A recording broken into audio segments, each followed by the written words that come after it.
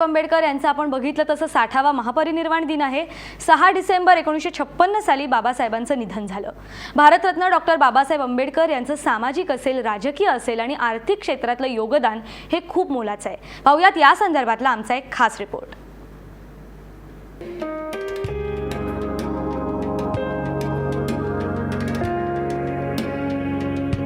आधुनिक भारत घडवण्यामध्ये डॉक्टर बाबासाहेब आंबेडकर यांचा मोलाचा सहभाग आहे। जगभरातल्या अनेकांचं प्रेरणास्थान असलेल्या बाबासाहेबांना भारतीय राज्यघटनेचे शिल्पकार म्हणूनही ओळखलं जातं।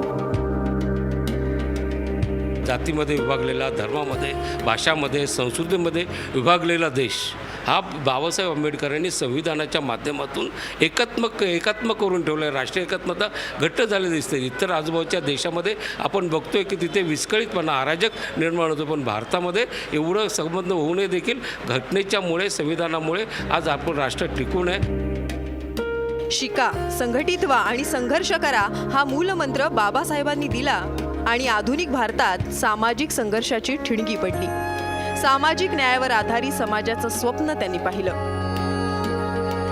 बाबासाहेब आंबेडकरांचा एकूण राजकीय विचार जर आपण पाहिला तर त्याच्यामध्ये दोन महत्त्वाचे संदर्भ आहेत, दोन महत्त्वाचे त्यांचे आधारस्तंभ आहेत असं आपण म्हणू, घटक आहेत। एक तर जाती व्यवस्थेची चिकित्सा त्यांनी ज्या पद्धतीनं केली आणि अंताचं एक विवरचना सांगितली तो, आणि दुसरं त्यांच्या राजकीय विचाराचा एक स्पष्ट ठळक भाग म्हणजे त्यांचा स्त्री मुक्तीचा विचार। केवळ स्त्रियांच्या प्रश्नांची यादी करणं, केवळ स्त्रियांना किती दुःख भोगावी लागतात इतक्या पातळीवर ते विचार, वरवरचा विचार आपल्याला करताना दिसत नाही। बाबासाहेब आंबेडकरांनी स्त्रियांच्या संदर्भात जो महत्त्वाचा विचार सांगितला तो एका सिद्धांताच्या स्वरूपात आपल्याला सांगितलेला दिसतो। त्यांनी कास्ट इन इंडिया हा निबंध लिहिला आणि त्या निबंधामध्ये ते भारतामध्ये जाती व्यवस्था ही स्त्रियांवर बंधनं टाकूनच तयार झालेली आहे, बंधनं लादून तयार झालेली आहे आणि जोपर्यंत इथे स्त्रियांची मुक्ती तुम्हाला करायची असेल तर जाती अंत करायला पाहिजे, ही एक महत्त्वाची भूमिका। म्हणजे सिद्धांताच्या परिभाषेत जाती व्यवस्थेच्या प्रवेशद्वार या स्त्रिया आहेत, हा एक महत्त्वाचा सिद्धांत ते आपल्याला सांगतात। दुसरी गोष्ट, जाती व्यवस्था ही ग्रेडेड अनइक्वॅलिटी म्हणजे श्रेणीबद्ध विषमता आहे आणि ही श्रेणीबद्ध विषमता स्त्रियांना बंधनात टाकून रूढी परंपरांच्या जाचक अटी आणि स्त्रियांना दुय्यमत्व लादून ही श्रेणीबद्ध विषमता टिकवली जाते, हे महत्त्वाचं सिद्धांत बाबासाहेब आंबेडकर आपल्याला करताना दिसतात। बालपणीत जाती व्यवस्थेचे चटके बसलेल्या बाबासाहेबांनी सगळे अडसर दूर करत मुंबई, अमेरिका आणि इंग्लंडमध्ये जाऊन आपलं शिक्षण पूर्ण केलं आणि त्यानंतर त्यांच्या सामाजिक संघर्षाला सुरुवात झाली। 1924 मध्ये त्यांनी बहिष्कृत हितकरणी सभा स्थापन केली। उद्देश होता दलितांमध्ये शिक्षण प्रसार आणि आर्थिक स्तर सुधारण्यासाठी प्रयत्न करणं। 1927 मध्ये बाबासाहेबांनी अस्पृश्यतेविरुद्ध लढा सुरू केला। भारतीय जाती व्यवस्थेवर घणाघाती टीका करणारी पुस्तकंही लिहिली। बाबासाहेबांची हीच पुस्तकं आजही अनेकांना प्रेरणा देतात।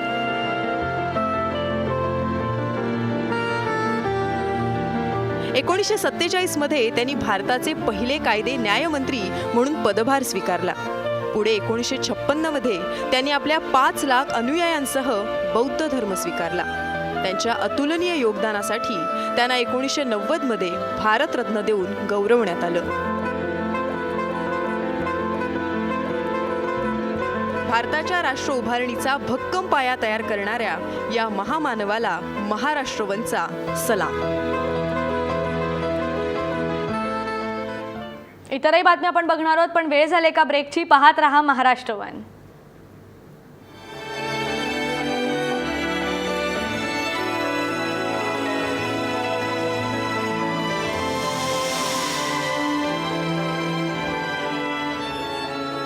आता एकूण समाज जेव्हा शब्द वापरतो आपण तेव्हा एक ती ब्लँकेट टर्म होते, म्हणजे एक लोक, समाज, जनता। मी तसं म्हणणार नाही, तुम्ही कुठल्याही समाज घेऊन पहा, समाज घटक घेऊन पहा की बाबासाहेबांनी त्याच्या विशिष्ट समाज घटकाबद्दल आस्था प्रगट केलेली आहे। म्हणजे आता उदाहरणार्थ सध्या जो विषय चाललेला आहे मराठा आरक्षणाचा, त्या संदर्भात मी म्हणेन म्हणजे बाबासाहेबांना छत्रपती शाहू महाराज सयाजीराव गायकवाड बरोबरचे यांनी शिक्षणासाठी मदत केली. त्या काळामध्ये अस्पृश्यांची चळवळ ही ब्राह्मणेतर चळवळीचाच एक भाग म्हणून समजली जायची. इथपर्यंत ठीक आहे. पण ज्या वेळेला मागासपणामुळं एखाद्या समाजाची परिस्थिती खाली आलेली आहे आणि म्हणून त्याला आरक्षण पाहिजे असा प्रश्न आला, मग ते राजकीय असेल, ते शैक्षणिक असेल, ते नोकरीतलं असेल, त्या वेळेला बाबासाहेबांनी मराठी हे मागासलेले आहेत अशीच भूमिका घेतलेली होती.